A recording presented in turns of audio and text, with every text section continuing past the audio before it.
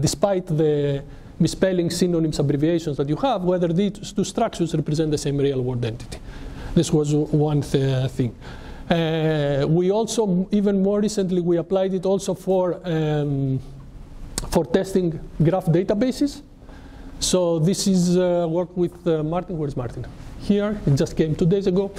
Here, so this is his work on testing, on doing primitive transformations that we are testing how well a graph database can work. Okay, so this idea of benchmark is benchmarking the systems with micro benchmark is something that we believe gives better results than traditional benchmarking.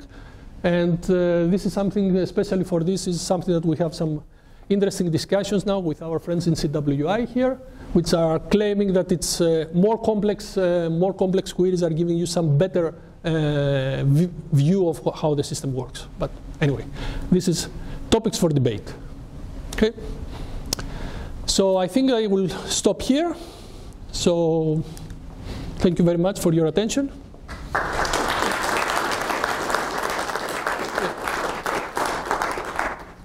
Yeah. The problem of converting from one database scheme to another has some obvious similarities to translating from one natural language to another. Mm-hmm. Now, if you look at the history of that area, of course, all kinds of approaches have been tried out. At the moment, of course, statistical approaches are the hot thing, but that's not what comes to mind here. What comes to mind here, perhaps, is to take the idea of interlingua, right? Which comes into its own, particularly if you had more than 2 schemes, let's say 3, where you have to translate between them, right? None of the boss, right? A, B, C, you want to go from A to B, from B to A, from A to C, etc. Right? So the idea is to have sort of a mother language, that's the interlingua, and that's the one you always translate back and forth from. That's just one example of an idea from MT. I wonder, have people looked at whether any of that is, has any mileage in this area? For schema mapping, no. The only the one that I know is a similar thing for ontology matching, for doing the matchings at the ontology, where you have, if I understood well, because I'm not an expert in natural language, but what they do is that they say that this is the concept. So you have an ontology that says this is the concept of a car, and then underneath you have machine or macchina, which is in Italian, or I know the different in different languages. So, but there is a different representation of the same word. But the thing is that from a view from MT, that sounds a little bit ad hoc, because between languages, yes, you can try to translate word by word. Yes. Right.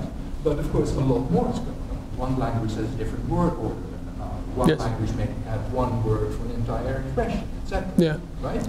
Just like. Yeah.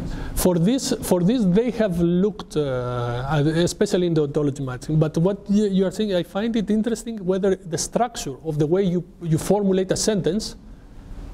This I have never seen something similar, and if there is something there, that would be nice to look at. Well, you have actually the structure, how you build the building blocks, which are the words. Yeah. Mapping, translating what you said about one word that I have seen. The WordNet, basically, this is what it was doing the whole time. That how you map from one case to another. Yeah. But that's good to look at if there is something there. Yeah. So I was wondering, this seems to be a very specialized scenario where you need schema mappings because you said, bold vice also. I mean that happens every now and then, but I guess only big companies need this every now and then. No. Do you think it's a very common use case? No. Schema mapping is an extremely use case. You find it everywhere. Every time that you need to integrate data from 2 different databases, you need a schema mapping. So, and this is happening nowadays. This happens all the time. You have to, can tell you the project that there is a student who is doing his master thesis now that they want to study the levels of waters here in Holland, which is something that has been studied extremely a lot over the past few years. But now they say, no, but we want also to know the traffic, we want to know the population, we want also to know the weather condition. Where do you find them? the ministry doesn't have them, has to collect them from other databases. Now, their databases are completely different. How do you map all these things into their own central database? Here is the mapping. And the way they do it, typically as it was done 10 years ago, they have programmers that they pay manually to sit down and write queries to do the transformation, no tools at all. Yeah. Yeah. Understand that you do not always know whether a schema mapping actually exists. Whether it exists, that's a good point. Whether the two, what you don't know is whether the two schemas correspond. They have exactly the same information. Yeah, this can happen. Yes, you don't know it. So I mean, it can happen that you want to map things that in one database you have information that you don't see in the other database, and this is why we had the primitive transformation that says create ad hoc attributes that don't exist. Or what does that mean for the complexity of the computational complexity of the problem? I don't think that it affects it much, because you simply sum variables in the first order expression are free variables that you just never use. Yeah. Is the existence of schema mapping between two given schemes an NP-complete problem? The existence of the schema mapping, no, it's not NP-complete. What is NP-complete is when you try to do the exchange. Once you have the logical expressions and you have to decide what values you should put in the database, in the second database, by deciding the exact values of the variables, then that part is NP-complete. But what you were saying, I don't think that it's. I think what you are saying is that whether there is misalignment between the two schemas, but this doesn't change much the complexity. I mean, the quality goes down, the quality of the mapping, because you would like to transfer as much data as you can from one schema to another, but it doesn't make it much harder. Yeah. Yeah. This looks very much like a prolog matching type problem, where and since the task is to manage the complexity for the programmer, I'm thinking, would it be possible to, for instance, guide this step by step by adding simple rules, let's say to a prolog database, which when run generates the full query, for instance, and then step by step what the program would do is to do matching first, for instance, or propose possibilities of matching. Yeah.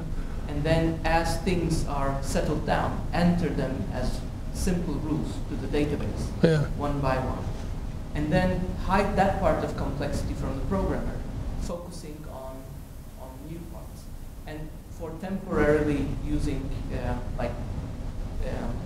instantiating variables, Skull and function can be used. Maybe later some other key will become available through a function, and then you can replace. You can replace. I mean, is this kind of iterative process ever tried, or is it? That could be. It looks like you are building a library of transformations, and then you are asking the user or programmer to use one of these and step by step to build it. So it's like a guided building of the mappings. So at each step, you will generate the queries and maybe look at the difference, and then say, okay, I need to resolve this part. Go to other part. That would be the logic behind it. Yeah, I haven't seen something similar. No, in that area, no. Yeah. So is there some sort of normal form for these schemas, such that you can always express a schema using smaller building blocks? No, the schemas are the schemas, what we know the schema of the database. It can be an XML schema, nesting, and nothing special there. I mean, the special that exists, nothing new. Yeah. One is really burning. You built this benchmark. How did they come out? Did you run the benchmark on tools? Could you say to some of these companies, man, you really suck? Yeah. Okay. So the benchmark was good and has been used a lot, but within the research community. So not so much from the industry. So the industry is basically their approach is not, as I said, the tools that exist in the market don't have much intelligence. They are like interfaces for building a programming transformation. So they are just focusing on improving their interface and make it more usable for the user. But at the end, all the burden of building the transformation is on the user, on putting the blocks. While the research prototypes, they let the user write very few things, just 3 or 4 lines, and then they have all this reasoning behind to generate the mappings. And they used it a lot for yeah. And, In machine learning, you have this stuff called data wrangling, where actually you also try to bring together data from different sides. And there are these projects, for example, from Utrecht in Leuven, where the idea is that you as a user, you take an instance from here, and you map that one instance to another side. And then the system tries to learn from looking at a couple of examples of how this transformation worked. Does that fit in your... That could fit. That would be interesting, in the sense that you have specific transformation blocks that you know that they took place. You don't know what are these blocks, and then you're trying to learn what the transformation is. So the user doesn't do examples. And Excel can do that. Yeah. Now, there is... They haven't used machine learning techniques, but there are some techniques from IBM Almaden. There is a system which they use examples to infer the mappings. Yes, so there is some order, but it's not machine learning. Yeah. Okay. Okay. Thank you very much.